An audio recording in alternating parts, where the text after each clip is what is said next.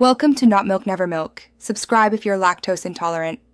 You start by opening the Gcash app and signing in. Once logged in, tap the menu and go straight to Profile.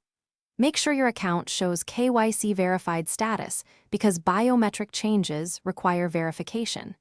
You'll need camera permission enabled and a steady internet connection, so switch to Wi-Fi if your mobile data fluctuates.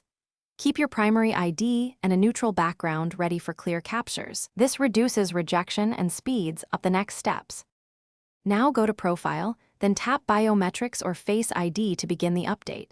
You'll see options to remove existing data or re-register. Choose Update to keep your transaction history intact.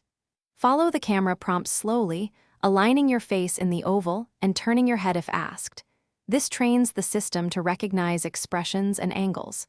If the app instructs multiple captures, complete each one without rushing, so the biometric model has varied samples. Finish by confirming your new biometric data, and then immediately test it with a quick login or a low-value transaction to ensure it works. If the system rejects captures, try again in soft, even lighting and remove accessories. Restarting the app or your phone can clear temporary camera glitches.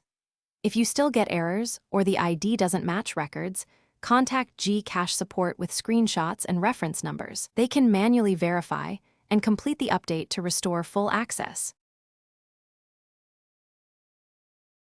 Thanks for watching. If this was helpful, leave a like and consider subscribing. See you next time.